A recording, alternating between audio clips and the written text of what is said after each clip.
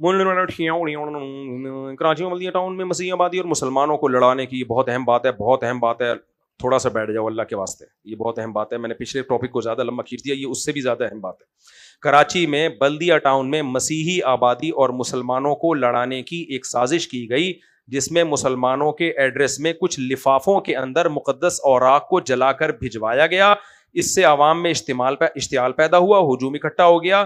ہمارے علماء اور اداروں کے بروقت ایکشن سے عوام مطمئن بھی ہوئی اور بہت بڑا سانحہ ہوتے ہوتے رہ گیا. مفتی زبیر صاحب اور دیگر مفتیان کرام نے عوام کو اس موقع پر ٹھنڈا کیا اور حکومتی ذمہ داروں نے بھی غفلت نہیں دکھائی. اگر اسی طرح علماء اور حکومت مل کر خود سے ان واقعات کو سیریس لیں تو یہ جذباتیت اور حادثات کافی حد تک ختم ہو جائیں گے. بہترین بات کی ہے, مسیحی برادری میں, مسیحی علاقوں میں کسی کمبخت کی شرارت کی ہے, لفافوں میں قرآن کے جلے ہوئے اوراق بھیجے. اس کا اچھا یہ نہیں پتا کہ مسلم نے کیا یا غیر مسلم نے کی ہے, یہ نہیں پتا, کوئی سازشی نے کی ہے. وہاں پر یہ تھا کہ جب یہ لفافے کھلیں گے تو ہم یہاں چھاپا ماریں گے, دیکھو قرآن کے اوراق انہوں نے جلائے ہیں. تو الحمدللہ بر وقت اس سازش کو پکڑ لیا گیا, اور یہ پکڑا بھی علماء نے اور گورنمنٹ نے مل کے یہ کام کیا ہے. تو اس کا مقصد آپ کو یہ بتانا ہے کہ فوراً مشتعل نہ ہو جایا کرو. پاکستان میں بسنے والے ہندو ہوں, سکھ ہوں, مسیحی ہوں, کوئی بھی نبی کریم صلی اللہ علیہ وسلم کے گستاخ نہیں ہے. کل جامعۃ الرشید میں جلسہ ہوا ہے, الحمدللہ اس جلسے میں شیعہ لوگوں کو بھی بلایا, علماء کو, اہل حدیث کو بلایا, بریلویوں کو بلایا, سکھوں کو بلایا, ہندوؤں کو بلایا, ہندو کے پنڈت آئے ہوئے تھے, اور مسیحی برادری کے لوگ آئے ہوئے تھے, سب آئے ہوئے تھے.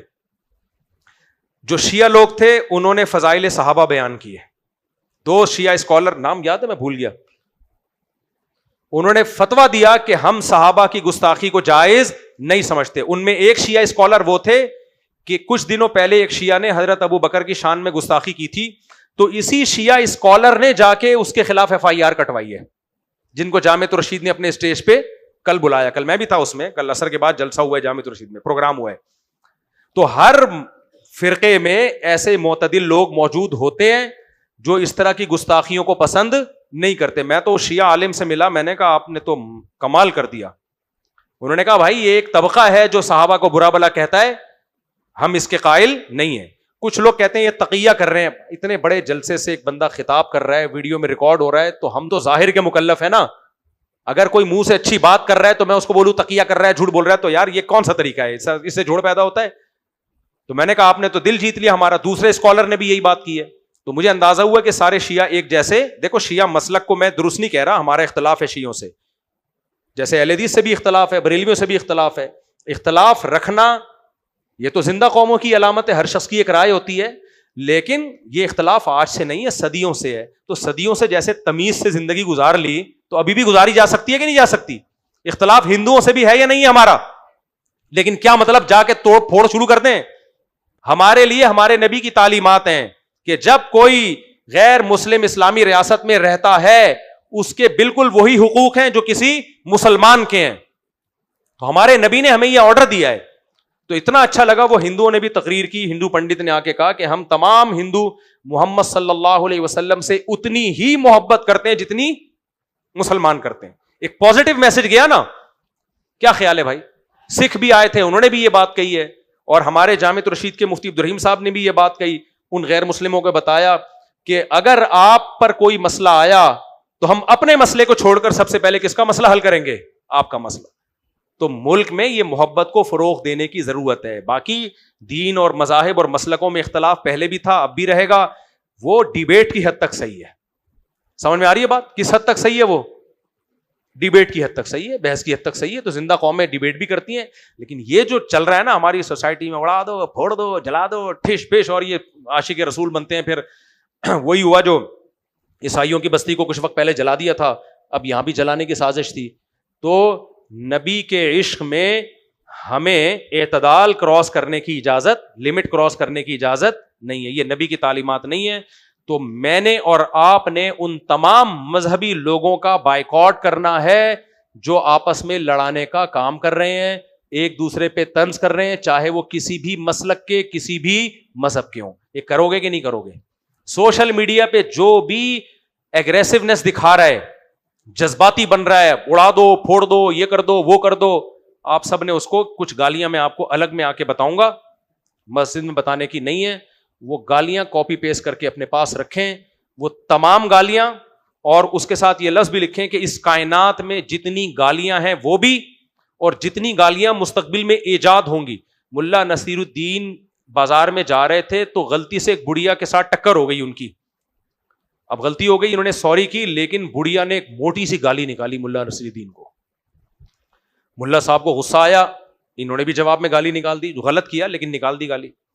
बुढ़िया को फिर गुस्सा आया, उसने एक और गाली निकाली, मुल्ला साहब ने भी एक निकाल दी। बुढ़िया ने कहा तू भी गाली दे रहा है, अब गालियां में मुकाबला कर, अब मैं तुझे गालियां देती हूं, तूने कभी सुनी भी नहीं होगी। मुल्ला साहब बड़े आराम से, मुल्ला नसीरुद्दीन साहब, उन्होंने कहा ठीक है बुढ़िया, जितनी गालियां तू दे सकती है ना दे दे, जितनी दे सकती है। बुढ़िया ने गाली शुरू की, ये तू ऐसा है, अब क्या गालियां दूं मैं यहां बैठ के, तू यूं है, फलानी गाली, पंजाबी गालियां, फारसी गालियां, इंग्लिश गालियां, पश्तो गालियां, उर्दू गालियां, जो उस जमाने में जो जमाने राइट।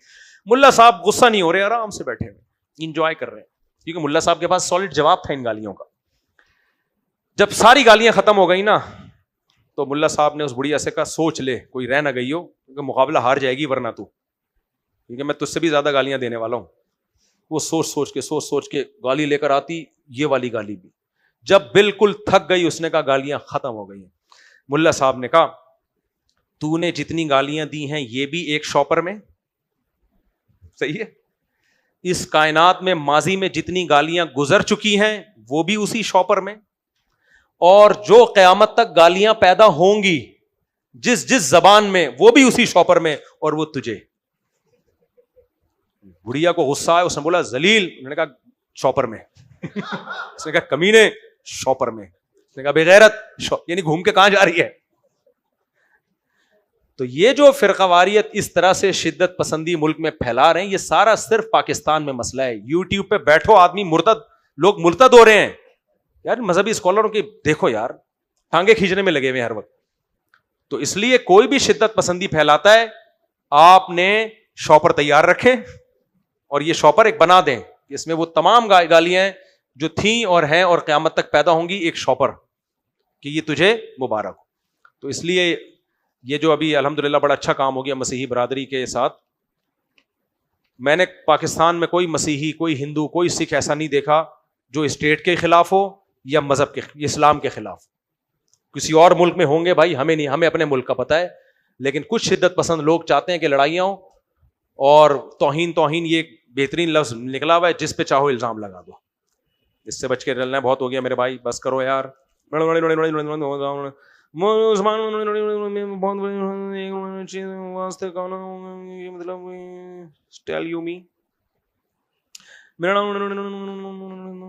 चीज से भाई ये सवाल वाजे पूछा करो। अब इन्होंने, मेरा नाम मोहम्मद आफाक अहमद, मैं खुसूसी आपसे मिलूंगा मालागढ़ से। कहाँ है आफाक अहमद, कहाँ है? ठीक है बैठ जाए, भी बुलाता हूँ आपको। आ जाओ इधर ही आ जाओ। वो मुझे बोलता है अक्सर भाई लड़कियों की बातें कर रहे हैं, अस्सलाम वालेकुम, क्या हाल है? बहुत गंदे गंदे अल्फाज लिखे हुए पागल के बच्चे ने, टाइट। मैं अपने, और भाई खैरियत से हो? दोबारा आ जाओ ना, तवज्जो नहीं थी मेरी। बाजोड़ स्टेशन, मालाकंड। बाजोड़ वाले लोग बाजवड़ बोलते हैं, बाजवड़ ना पुश्तो, और आप मालाकंड स्टेशन। चलो अल्लाह खुश रखे आपको। आपका चेहरे से लग रहा है कराची स्टेशन नहीं है, चेहरा बता देता है कि ये स्टेशन, ये KPK का और वजीरिस्तान का पानी है। थोड़े दिन कराची में रहोगे ना, जब वापस जाओगे तो लोग गांव में घुसने नहीं देंगे, बोलेंगे कोई गैर आ गया हमारे इलाके में। मैं अपने पैसों से अपने शौहर को उम्रे पे ले जाना चाहती हूँ, हमारे घर वाले सुने, अल्लाह करे। मेरी सास जो कि ज़ईफ़ुल उम्री 76 साल की हैं, हज कर चुकी हैं, वो भी साथ जाना चाहती हैं। मैं वहाँ इनकी जिम्मेदारी उठाने से कासिर हूँ, क्या मैं इनको मना कर सकती हूँ? दूसरी सूरत में उम्रे के लिए नहीं जा सकूंगी। हाँ 76 साल ज़ईफ़ुल उम्र हैं, देखो मना कर तो सकती हो आप, लेकिन ना करो तो ज़्यादा अच्छा है। शौहर का दिल जीत लोगी अगर शौहर की बूढ़ी माँ की खिदमत करोगी। 76 साल की बेचारी सास है, अल्लाह उनको ज़िंदगी दे, कल वो दुनिया से जाएंगी तो शौहर सारी ज़िंदगी याद रखेगा कि मेरी बीवी ने मेरी माँ की خدمت کی تھی. میں ایک ایسے بندے کو جانتا ہوں, اس کے اپنی بیوی سے بہت اختلافات ہوتے تھے, لیکن اس کی بیوی نے اس کی بوڑھی ماں کی خدمت بہت کی. وہ مجھے خود آ کے بتا رہا تھا, میں نے اپنی بیوی سے کہا 7 خون معاف کر دیے میں نے تیرے, صحیح ہے نا, جو کچھ تو نے زندگی میں کیا میں نے معاف کیا, کیونکہ تو نے میری ماں کی خدمت کی ہے. تو غیرت مند میاں اپنی خدمت سے اتنا خوش نہیں ہوتا جتنا اپنی ماں کی خدمت سے. مسئلہ تو یہی ہے کہ منع کر سکتی ہو, اب 76 سال میں سنبھالنا آسان نہیں ہے, مسئلہ تو یہی ہے کہ منع کر سکتی ہو کہ بھائی مشکل ہو جائے گا سفر میں. اور اب ہر عورت چاہتی ہے اپنے شوہر کے ساتھ اس کی پرائیویسی بھی ہو, وہ سفر کرنا چاہتی ہے, اس میں ساس جیسا عظیم رشتہ آ جائے تو آپ خود سمجھدار ہیں, ٹھیک ہے نا. لیکن دل جیتنا ہے. میاں اگر اس قابل ہو, میاں ہی اگر غیرت لیس ہے تو پھر تو اس کی ماں کی جتنی خدمت کرو میاں پہ کوئی اثر نہیں پڑتا. غیرت آدمیوں کی میں بات ہی نہیں کر رہا, میں غیرت مندوں کی بات کر رہا ہوں. غیرت مند آدمی کی ماں کی خدمت اگر اس کی بیوی کر لینا, وہ کہتا ہے بس سب کچھ معاف ہے, تو نے میرا دل جیت لیا, میری ماں کو تو نے عزت دے دی, تو اس پہ خوش ہو جاتا ہے. تو اس لیے کر لیں خدمت, بوڑھی ساس کی خدمت کر لیں. شوہر, اب مجھے نہیں پتا ان کا شوہر انسان کا بچہ ہے یا نہیں ہے. انسان کا بچہ ہوگا تبھی تو اپنے میاں کو اپنے خرچے پہ عمرے پہ لے کے جا رہی ہے. اچھا میرے بوئی, یہ بھی ہو گیا میرے بوئی. چلو السلام علیکم. ایک سوال بھائی کا, بھائی صاحب, ہاں جلدی جلدی اسپیڈ. السلام علیکم. وعلیکم السلام. ابے مائک منہ پہ قریب کر لو, آن تو کرو, یہ بھی غلطی ہو رہی ہے آپ سے. السلام علیکم. مفتی صاحب ایک غلطی ہوئی تھی لیکن وہ میں نے درست کر دی تھی. ہاں, چرپائی پہ مصلی بچھا کے میں نماز پڑھ رہا تھا, 2 رکعت پڑھ لی تھی, لیکن بندے آ گئے, ان لوگوں نے مجھ سے کہا کہ سلام پھیرو, آپ مسجد میں جا کے پڑھو, چرپائی پہ نماز نہیں ہو سکتی.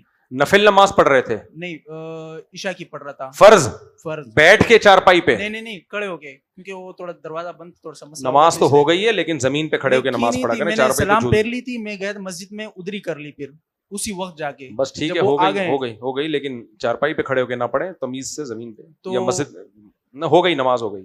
اچھا نماز ہو سکتی ہے کہنے کا مقصد ہے, اگر کوئی مسئلہ ہو, کوئی وجہ ہو, کوئی چارپائی پہ جھولتے رہو گے, نماز کے خشوع و خضوع کے بھی منافی ہے, تو مکروہ ہے, بری بات ہے. اچھا مطلب کہ مکروہ ہے. ہاں جی جی.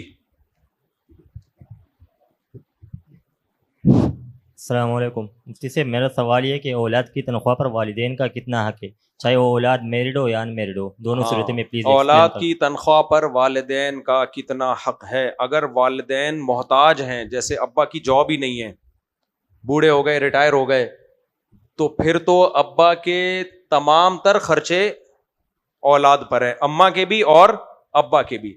لیکن اگر ابا کما رہے ہیں یا ابا کی پینشن آتی ہے جس میں ان کا اپنا اچھا گزارا ہو رہا ہے, تو پھر اولاد پر, باپ پر خرچ کرنا قانونی لحاظ سے, شرعی لحاظ سے واجب نہیں ہے. البتہ ترغیب ہے, انت و مالوکا لی ابی کا. اولاد کو چاہیے یہ سمجھے کہ میں اور میرا مال سب کس کا ہے؟ میرے باپ کا ہے. لیکن یہ اخلاقی حکم ہے اسلام کا. اسلام کا قانون یہی ہے کہ باپ اگر کما رہا ہے اور اپنے خرچے اس کے اپنی جاب سے, اپنی آمدن سے, اپنے بزنس سے, اپنے پینشن سے پورے ہو رہے ہیں, تو اولاد کا مال وہ اس کی پرمیشن کے بغیر استعمال نہیں کر سکتا. قانون یہی ہے. تو پھر اولاد کو رائٹ ہے کہ وہ روک سکتی ہے کہ بھئی جب آپ کروانے تو میں, کیونکہ جو بھی کماتا ہے تو شرعی طور پر وہ خود اس کا مالک ہوتا ہے. تو ضرورت کے وقت تو والدین پہ خرچ کرنا واجب ہوگا, ضرورت نہیں تو خرچ کرنا واجب نہیں ہے. مفتی صاحب بعض ماں باپ یہ کرتے ہیں, زبردستی بچوں کی ساری آمدن لے کے رکھ لیتے ہیں, بیٹا پھر سروائیو بھی نہیں کر پاتا. یہ غلط ہے, اس کے سوسائٹی کو نقصانات ہوتے ہیں. اس کو بھی جینے دو, صحیح ہے نا, اس کو بھی اپنی زندگی گزارنے دو. جی مفتی صاحب میرا سوال یہ ہے کہ اکثر آپ کے بات کاٹ رہا ہوں, بات کاٹ رہا ہوں. مجھے یاد ہے ہماری جب تنخواہ شروع ہوئی تو ہم نے ارادہ کیا تھا, میرے بڑے بھائی نے بھی, کہ ساری تنخواہ اپنے والد صاحب کے لا کے دیں گے, بس آپ ہی ہمیں کھلاؤ. اولاد کا یہی جذبہ ہونا چاہیے. میرے بڑے بھائی کی جب جاب لگی تو پوری تنخواہ انہوں نے لا کے والد صاحب کو پکڑا دی کہ بس یہ جیسے ہم پہلے کھا رہے تھے تو آپ ہی کھلائیں, سارے پیسے آپ کے. لیکن ہمارے والد صاحب نے پوری تنخواہ واپس کر دی کہ نہیں بھائی اب تم کما رہے ہو, اپنا خرچہ خود اٹھاؤ, میں کیوں رکھوں. ٹھیک ہے, تو یہ جذبہ ہونا چاہیے. باپ کہے کہ نہیں بیٹا خود رکھو, بیٹا کہے کہ نہیں ابا آپ رکھو, پھر گھر کا ماحول اچھا بنتا ہے. ہمارے یہاں الٹا چل رہا ہے, باپ کہہ رہا ہے ادھر دے, سارا مجھے دے. میں نے کھلایا, میں نے سارا لے کر آیا, اور بیٹا کہہ رہا ہوتا ہے ایک دھیلا بھی نہیں دوں گا. تو باپ بیٹے کا رشتہ کہاں گیا پھر؟ یہ تو جمشید صاحب ہو گئے اور یہ وسیم ہو گیا. صحیح ہے نا, ڈیڈی پاپا تھوڑی ہوئے پھر یہ. چلیں. مفتی صاحب آپ کا ایک بیان اکثر سنا ہے کہ اگر کوئی بیوہ عورت ہو یا طلاق والی ہو, اس سے شادی کرنا ثواب بھی ہے. پھر اگلی کواری, تو ایک لڑکی ہے, اس پر بہت ظلم ہوا ہے 3 سال تک, پھر وہ طلاق ہو گئی ہے, لیکن ابھی گھر والے یہ بات نہیں مان رہے کہ نہیں طلاق والی آپ نہ کرو. تو آپ کا اس بارے میں کیا یار مشورہ ہے؟ ایک دفعہ تمہیں 20 سال سے سمجھا رہا ہوں, گھر والوں کی ایسی کی تیسی کیوں نہیں سمجھ میں آ رہا ہے؟ یہ جملہ یاد کیوں نہیں کر لیتے؟ تمہاری بہن بیٹی کو اللہ نے کرے کل طلاق ہو اور اس کا کوئی رشتہ آئے اور لڑکے کے ابا منع کر دیں, اماں منع کر دیں, تمہیں کتنا غصہ آئے گا کہ یار ہماری بہن کے لیے ایک امید ہوئی تھی اور اس کی اماں نے منع کر دیا لڑکے کی. تو اللہ تعالیٰ نے جب آپ عاقل بالغ ہو گئے تو آپ خود بھی تو کچھ فیصلے کرو نا. میں اگر امی سے پوچھ کے چلتا تو میں تو نہیں کر پاتا. آج میرے 19 بچے تھوڑی ہوتے. میری امی تو نہیں قائل تھیں اس کی کہ دوسری شادی کرو. ہم امی کے پاؤں پکڑتے تھے, امی ایسے یوں کر کے ٹھک مارتی تھی کہ چلو دباؤ کوئی رشتہ لینے. تبھی میری شادی لیٹ ہوئی ہے دوسری, یعنی 29-30 سال کی عمر میں جا کے ہوئی ہے, حالانکہ شوق بہت پرانا تھا. خیر, لیکن ہم نے کہا امی کی بھی احترام کرنا ہے, ماں کا بھی احترام کرنا ہے, بد کلامی نہیں کرنی, لیکن ٹرائی کرتے رہو. 15 دن بعد مجھے امی کو پتا چلا ہماری والدہ کو کہ کر لی ہے اس نے.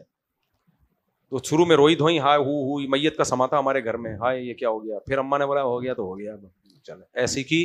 ہماری اماں نے بھی بولا ایسی کی تو ایسی ہو گئی ہے تو ہو گئی ہے, کیا کر. میری والدہ نے مجھے بولا کہ میں نے اتنی تہجد میں دعائیں کی تھی کہ تو شادی نہ کرے دوسری. اتنی دعائیں کسی کام کے لیے نہیں میں نے مانگی.